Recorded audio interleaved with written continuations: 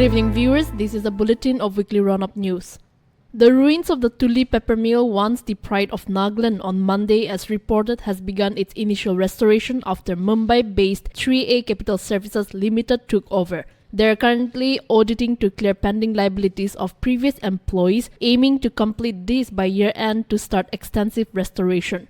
Established in 1971 as a joint venture between Hindustan Pepper Corporation Limited and the government of Nagaland, the mill aimed to uplift the state's socio-economic conditions. The mill began production in 1982, crafting high-quality Naga pepper. However, production ceased in October 1992, leading to the mill's referral to the Board for Industrial and Financial Reconstruction. BIFR approved a revival package in 2007 with a reconstruction cost of Rs 552.44 crore. RTI report revealed that Rs 36.76 crore was spent by the HPCL and PPCL between 2007 and 2009. While it is too early to comment on the success of the project, it is definitely a new venture.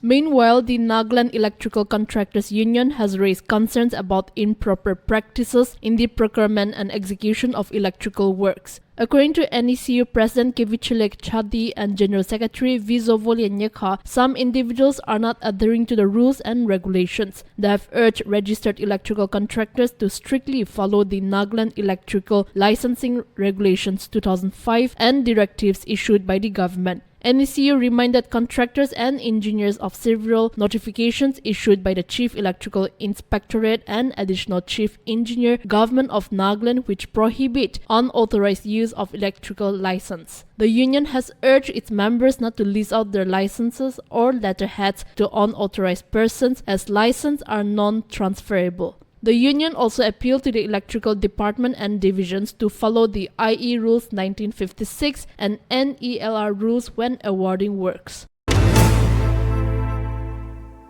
State Chief Secretary Dr. J. Alam addressed Nagaland civil service officers, emphasizing that the purpose of civil service is to serve the people, not to earn money, on Tuesday. He was speaking at the inaugural function of mid-career training for Nagaland civil service officers at ATI Kohima.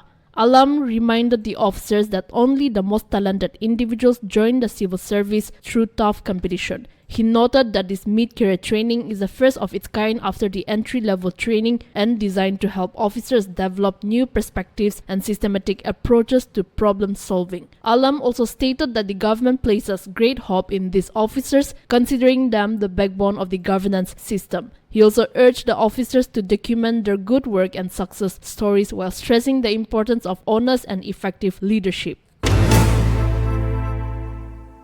The Eastern Naga Students Federation reaffirmed its no-tax zone on the teaching community resolution initially adopted during the Federal Assembly in Longlang on January 12, 2015. This reaffirmation took place at a presidential meeting attended by 8 federating units: CWS, ENSSU, KSU, PSC, TSU, USSC, KSU, and YAA. ENSF strongly urged all relevant organizations and individuals to comply with the resolution. The Federation also empowered its units to take appropriate actions against any violations while appealing to all teachers to perform their duties diligently and warned against the employment of proxy teachers. The 5th session of the 14th Nagaland Legislative Assembly, scheduled for August 6, was revoked on Wednesday. NLA Secretary in charge announced that the Governor of Nagaland revoked his earlier order dated June 3, 2024, which had summoned the Assembly for August 6. The Assembly will now be held at 9:30 a.m. on August 27, 2024 in the Assembly Hall of the NLA Kohima. Also, an introductory adoption meeting of the committee for the year 2024 to 2025 will take place next Monday as conveyed by Imkong L. Imchan. The second Parent District Football League 2024 is set to take place from August 17 to September 7. The tournament has been moved up from September to accommodate the scheduled NSF Trophy and Dr. T. Au Trophy tournaments as announced by the league. The PDFL 2024 matches will be held at New Jaluke Village Ground, organized by the New Jaluke Super League under the Parent District Football Association. This season will introduce the first ever player auction system for the league, with the auction set for July 27 at the ballpark in Jaluke town. The second season will feature 8 clubs, including 4 from the first season and 4 new clubs. Each club will also sign up 3 guest players. The PDFL season will conclude with a PDFA Cup played on a knockout basis.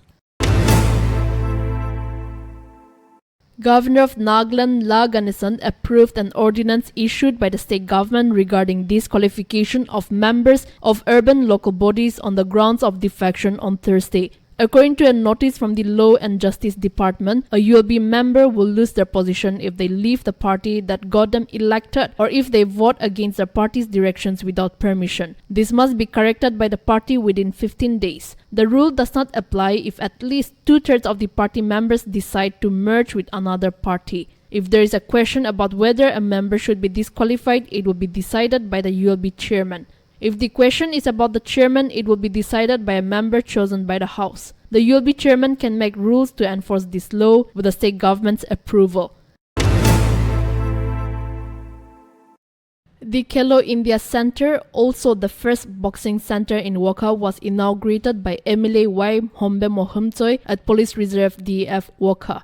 SP Wokha Autla Imchun informed that the establishment was done through an MOU between Superintendent of Police and the Department of Youth Resources and Sports. She encouraged youth to compete at various levels to make the district proud. The centre currently has 34 trainees.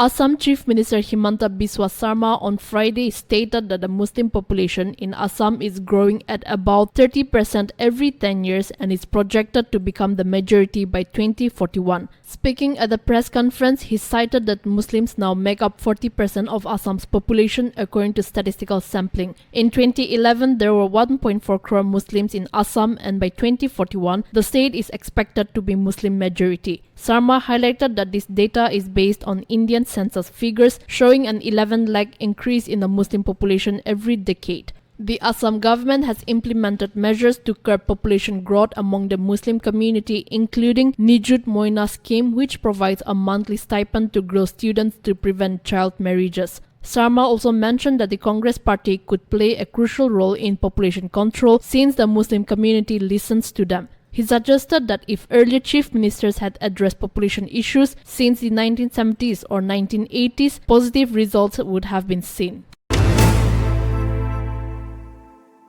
As of Manipur State, 9 were arrested by Manipur police, including a government employee, for their involvement in fake inner line permit rackets. The arrested government employee is a lower division clerk in the State Labor Department. Chief Minister N. Biren Singh confirmed the busting of the fake ILP rackets, stating that the raids were based on information about illegal issuance and sale of ILP cards.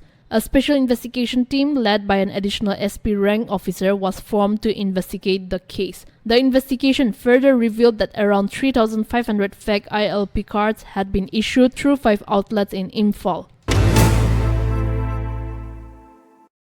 A long-standing dispute over land in Kezolta involving various tribal organizations reached a critical point with a recent judgment on Saturday. The Tinimi People's Organization declared its decision final and binding on all parties involved. However, this ruling has sparked strong discontent among the Mao Council, which claims the judgment does not align with traditional Tinimi laws and customs. Additionally, the Nagaland Zilang People Organization withdrew its support, citing unresolved issues regarding Ze Yangkulan village claims. The Zilangrong body has urged TPO to revoke the judgment, alleging it misrepresents the truth and could lead to adverse consequences.